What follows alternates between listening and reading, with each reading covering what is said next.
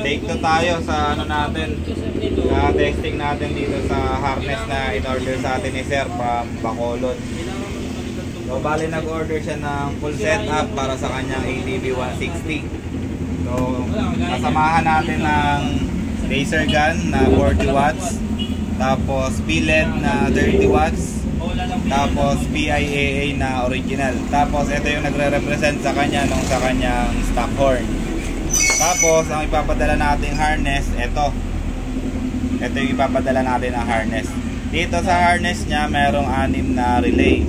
Yung isa sa horn, yung isa sa laser gun, tapos yung isa dito sa low ng MDL, tapos yung tatlo sa high tsaka sa reverse passing ng kanyang mga MDL. Mamaya explain ko sa inyo kung ano yung reverse passing na tinatawag natin dito sa JR Motorworks kasi special yun. Okay, so mag-start tayo dito sa ginawa natin. Ito yung pinaka harness natin. Tapos dito sa baba, nilagay ko na lang dito sa baba yung mga switch natin. Ito yung switch natin para sa stock horn tsaka sa loud horn. Ngayon, pag naka-steady lang to na ganito, naka-stock na to. Pag pinindot natin siyang ganyan, naka-loud horn. Mamaya testing natin yung function nito, ipapakita ko sa inyo. Dito naman sa isa, ito naman yung kanyang passing switch. Ito yung ginagamit namin na heavy duty na passing switch kahit nung mga nakarang tag-ulan hindi ito bumigay dun sa motor natin. Ito naman yung switch para sa MDL natin, tri-switch, meron siyang high and low. Tapos ito naman yung switch natin para sa laser gun natin. On-off lang function nito, on-off. Ito naman na fuse top, ito naman yung nakasaksak dun sa kanyang fuse box, dun sa taas ng battery no ADB 160. Ngayon, hindi lang natin siya kinabit dito sa battery kasi wala siyang paglalagyan nitong ano niya. Ano tawag dito? Ito, wala siyang paglalagyan nito. Kaya ginawa ko, dinirect ko na lang siya sa positive ng battery. So ito na yung magre-represent nung kanyang auto ignition power. Tapos ito naman yung dalawang fuse box niya. Dinirect ko na lang din sa battery para sa testing lang natin. For testing purposes lang. Dito sa fuse box natin, magkahiwala yung para sa MDL tsaka sa horn. Just in case na maging mabasted yung sa horn, hindi madadama yung sa MDL. Vice versa, kung mabasted yung sa MDL, hindi madadama yung horn. Okay, so start na tayo sa mga function ng ginawa nating harness. So mag-umpisa tayo sa passing light. Ito yung passing light natin, passing switch. Ito. Sa passing switch natin, gumagana yung laser gun, gumagana rin yung MDL. Yan. So ayan sir, makikita mo gumagana yung passing switch natin. Next natin, yung on-off switch ng laser gun. Naka-on na siya, off, on, off. Next naman natin na papakita yung switch naman natin, tri-switch ng MDL. Ito. Ito yung low nya, dilaw, tapos yung high nya, yung magkapatong. Ayan. Magkapatong yung tawag ito. Yung kanyang high. Ito yung low. Ito yung high. Yung specs ng ano, yung specs nung ilaw na to, ipapakita ko na rin sa inyo para kung sakasakali na gusto nyo umorder. Ito siya. PLED version 2 na 4 wires. Ito yung bagong version na lumabas nila ngayon. Dati kasi 3 wires lang to. Ngayon yung specs niya ito 30 watts tapos meron siyang 3000 lumen. So ayan yung kanyang ano specification. Tapos ito naman na TDD laser gun natin. Ito naman yung kanyang specs. 40 watts per ano per bulb. So ayan, na-testing na natin yung ilaw, gumagana na yung ilaw tsaka yung laser gun. Ngayon, testing na naman natin yung sinasabi ko sa inyo kanina na reverse passing. Ayan, kung mapapansin nyo, patay yung mga ilaw. Pag pinindot natin siya, iilaw siya. Ngayon, ang gagawin natin, i-on natin yung ilaw. Asan na yung ilaw? Ito, for example, ito. Naka-on yung laser gun natin. Ang ano kasi natin, ang major na pang-passing kasi natin itong laser gun. So, yan yung ginamitan natin ng reverse passing. Ito. Kung kanina, pag pinindot natin, nag-o-open yung ilaw. Ngayon, gagawin natin, pag pinindot natin siya, mamamatay yung ilaw. Yan. Yan yung reverse passing na tinatawag natin. Ngayon, itong MDL, nilagay na rin natin siya dun sa passing. Kaya nag-alternate siya. Tingnan nyo. So, yan yung reverse passing na tinatawag natin. Pailawin naman natin yung low nung ano. Pailawin naman natin yung low nung ito. MDL. Tingnan natin kung ano mangyayari. Yan. Ganun pa rin. Namamatay pa rin yung laser gun. Tapos nag-high yung ano natin. Nag-high yung MDL natin. From low, pag pinindot natin yung passing, magiging high yung MDL, tapos mamamatay yung laser gun. Pero, sa paggamit natin nito, mabilis yung pindot natin eh. So, nagpa-function pa rin siya as flasher. Ayan. Ayan yung reverse passing na ginawa natin dito sa relay natin. Kaya meron tayong additional na 2 pirasong relay. Okay? Okay. Positive. Testing na natin yung MDL tsaka yung laser gun. Testingin naman natin ngayon yung loud horn. So dito makikita nyo, naka-stack pa siya. Pipindutin ko ngayon yung loud horn. Okay, yan, naka-loud horn na yan. Tapos testingin natin yung PIA natin na original. Okay, 3, 2, 1, testing PIA. Ayan, yung isang features ng relay natin or yung harness natin, naka-combo na rin siya dito sa dalawa. So kung mapapansin nyo, pag busina natin, umiilaw din yung dalawang aux light natin.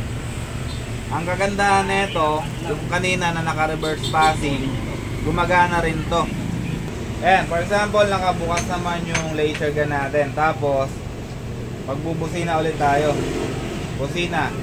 3, 2, 1. Nagpa-function pa rin yung kanyang reverse passing dito.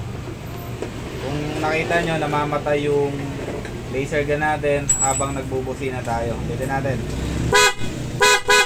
Tapos, umiilaw din yung MDL. Same lang nung function kanina. Kung mapapansin nyo, parang same lang siya kanina nung sa passing natin. Yung function nung yung reverse passing natin, nag-e-effect din siya dito sa busina natin kasi naka-integrate din yung mga relay na yon dito sa horn natin. Ulitin natin. Yan. Tapos try naman natin i-on yung low nung MDL natin. Ayan, naka-on yung laser gun, tapos naka-on yung MDL. Busina ulit tayo. So, ganun pa rin. Nagre-reverse yung laser gun natin, tapos nag-high yung MDL natin. Okay. Patayin na natin yung patayin na natin yung laser gun natin, tapos patayin na rin natin yung MDL natin. Ngayon, lipat naman tayo sa stock na busina. Ito, pinakamagandang feature dito. Binalik natin sa stock yung switch natin kasi kanina nakalubog siya. Ngayon binalik natin siya sa stock. Ngayon magbubusina naman tayo. Same switch lang yung gagamitin natin. Tapos magbubusina tayo. Ayan, napakaganda. Nakita nyo, sobrang special. Walang nangyari, tumunog lang talaga yung stock niya. Yun ang pinakamaganda dyan. Ayan, ulitin natin.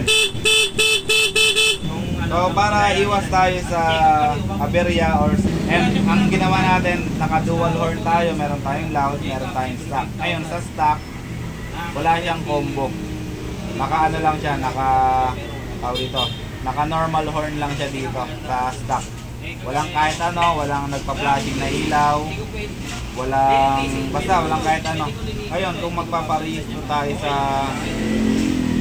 LTO ng mga motor natin, pwede natin paganahin lang yung stock na busina natin. Okay.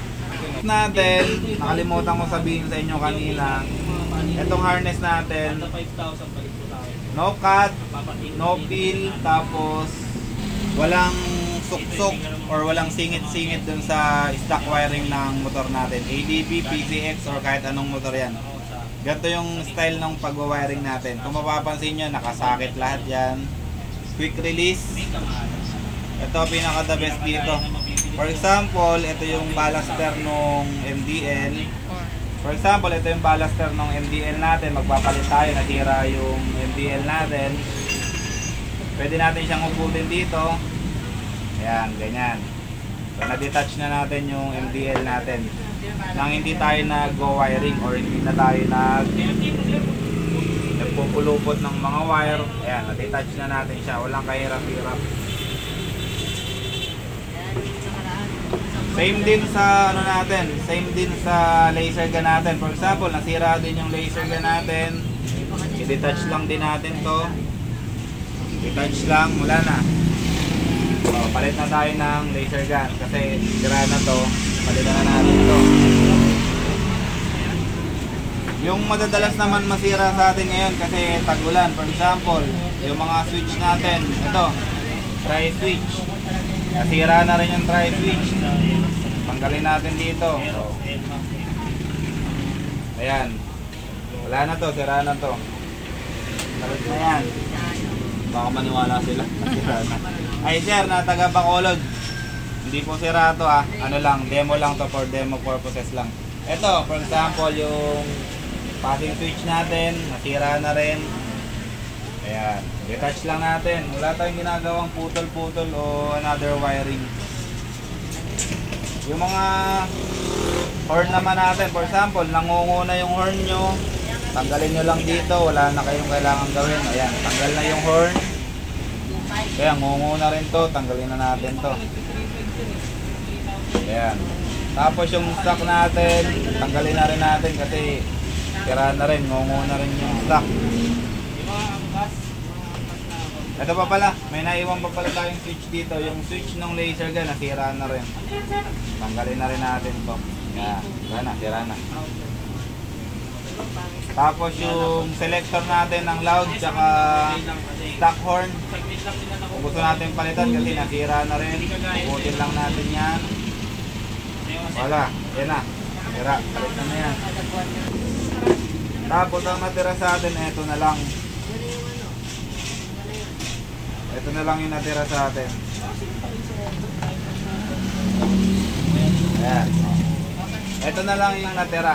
Tanggalin na rin natin yung fuse box. Ito pala yung fuse box natin or yung fuse holder. Itanggal din yan. Just in case na masira to. Ayan. Ngayon ang natitira sa atin, ito na lang. Ito yung harness na JR Motorworks. Ayan. Napakaganda, napakaangas. Napakalinis ng pagkakagawa. Kahit dito sa ilalim, tingnan nyo. Ayan, napakaangas ng pagkakagawa niyan. Yan yung pinagmamalaki natin dito sa shop natin sa JR Motorworks. Ulitin ko ha, no cut, no pin, walang suksok sa stock wiring nito. Okay? So yun, maraming salamat. Bye bye.